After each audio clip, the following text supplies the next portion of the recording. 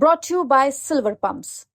Top quality और consistent performance के लिए सिर्फ सिल्वर पंप्स नाम याद रखना। एसआई परीक्षा को रद्द कराने को लेकर आंदोलन कर रहे थे, उन सारे लोगों में एक प्रतिस्पर्धा है कि कोई नेता इस मुद्दे को लेकर बड़ा न बन जाए।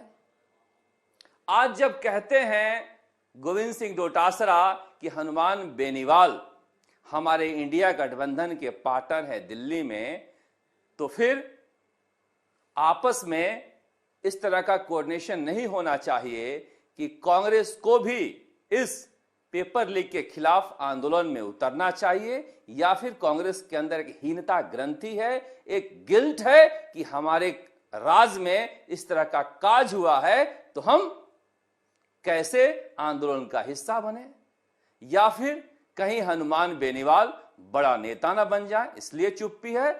आश्चर्यजनक रूप से जिस दिन से हनुमान बेनीवाल ने इस मुद्दे को उठाया है, डॉक्टर क्यूरीलाल मीणा भी सचिवालय के अपने कमरे में अति व्यस्त हो गए हैं और उन्हें भी इस मसले पर बोलने का मन अब नहीं कर रहा है। पर इस सबसे अलग अब तो हाई कोर्ट ने जो तल्ख टिप्पणी की है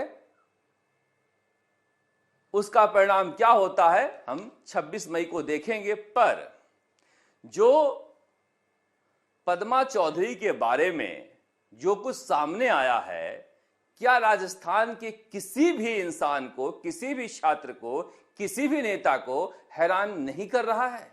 अगर हैरान नहीं कर रहा है तो समझिए पेपर लीक राजस्थान में नहीं रुकेगा। अब बताइए, आरपीएससी कह रही है कि हम 24वें रैंक वाले पद्मा चौधरी को 39A 39A रैंक दे रहे हैं। ए क्या होता है पहले तो मेरे समझ में नहीं आया। ऊपर से 34 नंबर के सवाल में 0 था, 0 से 7 हो गया, 7 से 0 हो गया। आरपीएससी में रीचेकिंग, कॉपी के रीचेकिंग का कोई प्रावधान नहीं है। तो क्या आरपीएससी ने अपने स्तर पर किसी संविधान में संशोधन किया है, अपने नियमों में संशोधन किया है? क्या इसके लिए भजनलाल सरकार से इजाजत ली गई है? पता नहीं। रीचेकिंग कैसे हुई, और रीचेकिंग हुई तो फिर ये नंबर कैसे मिला? नंबर मिला तो 39 रैंक तो समझ में आता है, 39A क्या होता है? क्या अगर इस तरह की गड़बड़ी हुई है तो फिर रैंकिंग सुधारने भर से छोड़ देना चाहिए या पूरी जांच होनी चाहिए?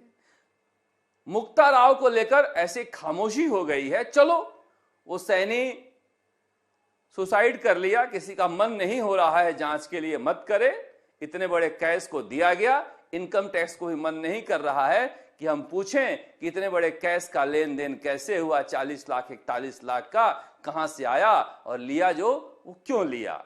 मगर मुक्ता राव की जो कॉपी लेकर डॉक्टर क्यूरीलाल मीणा गए थे एसओजी, वो डॉक्टर क्यूरीलाल मीणा को मन नहीं कर रहा है कि उस कॉपी को लेकर एक बार फिर से एसओजी जाए।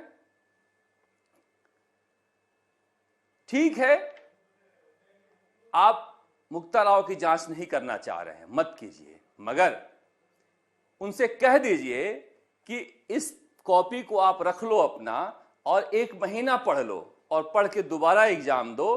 क्या लिखावट में समानता है? क्या उसी तरह से वो लिख पा रही हैं? अगर ये इतना बड़ा सवाल, इतना बड़ा संदेह पैदा हो गया है तो seizures wife should above suspicion. RPSC को संदेह से परे होना चाहिए क्योंकि पवित्र संस्थान है। शिव सिंह राठौड़ आरएस 2018 और आरएस 2021 को लेकर इस शख्स से कोई पूछताछ ही नहीं हो रही है। क्या जबरदस्त जो है आरपीएससी और पेपर लीक के खिलाफ कांग्रेस और बीजेपी में गठजोड़ है, यह समझ में नहीं आ रहा है। सब इंस्पेक्टर परीक्षा को लेकर बहुत सारे लोग बहुत सारी चीजें कह रहे हैं। अब तो मामला कोर्ट में है, कोर्ट से तय हो ही जाएगा, मगर आरएस उससे भी बड़ा घोटाला है। और आरएस परीक्षा को लेकर जांच के आदेश देने का मन क्यों नहीं हो रहा है? क्या कोई शख्स कोर्ट में जाएगा? क्या कोई जज साहब भी इस मामले में संज्ञान लेंगे? क्योंकि ये बहुत जरूरी है। आरएस सीधे जनता से जुड़े हुए होते हैं। जरा सी बात होती है तो आरएस एसोसिएशन एसोसिएशन ऐसे कूद पड़ता है जैसे किसी आरएस अधिकारी का कोई बहुत बड़ा अहित हो रहा है। इल्जाम लगाना भी पाप है, मगर इतने बड़े इल्जाम लग रहे हैं, अपने ही अधिकारियों को पाक साफ बताने के लिए कम से कम आरएस एसोसिएशन को एक चिट्ठी ही लिख देनी चाहिए आरपीएससी से कि हमारे यहां अगर आरोप लग रहे हैं तो जांच कर लो, इस गंदगी के साथ हम नहीं जीना चाहते हैं। पर यह साहस किसके पास है? वहां नैतिक साहस किसी के पास नहीं है। पता नहीं, अगर इतनी आसानी से व्यवस्थाएं बदल जाती तो फिर इतनी समस्या ही नहीं होती। भजन लाल शर्मा लौट आए हैं दिल्ली से और कहा जा रहा है कि दिल्ली उन्हें बुलाया गया था इसलिए कि प्रधानमंत्री नरेंद्र मोदी की सभा होनी है और बड़ी सभा होनी है और यहां से बड़ा संदेश देश भर में दिया जाना है। कहा जा रहा है कि सर्जिकल स्ट्राइक वाला माहौल देश में बन नहीं रहा है ऑपरेशन सिंदूर के बाद, और बनाना है, इसकी जिम्मेदारी सबको दी गई है। मगर होता क्या है, उस वक्त चुनाव था, शादी के मौसम में नाच गाने जो हैं वो तो सेट कर जाते हैं, मगर इस भरी दोपहरी में किसी चौक पर जाकर नाच गाना शुरू करने लगो तो माहौल बनता नहीं है। इसलिए माहौल ना बनने की कई वजहें होती हैं, सियासी माहौल, मगर सेना में माहौल है, लोगों के अंदर माहौल है, और जहां भी हम बैठते हैं, भले सियासी पार्टियों को अपना माहौल नहीं दिख रहा हो, मगर हम जहां भी बैठते हैं लोगों में, लोग कह रहे हैं हमारी सेना ने क्या काम किया है।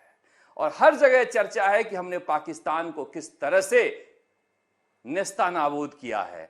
हर व्यक्ति के दिल में यह चर्चा है, हर व्यक्ति के दिल में यह भाव है कि भारत ने कमाल की कार्रवाई की है, हमारी सेना ने शानदार कार्रवाई की है। सियासी पार्टियों का खेल तो चलता ही रहता है और चलता ही रहेगा।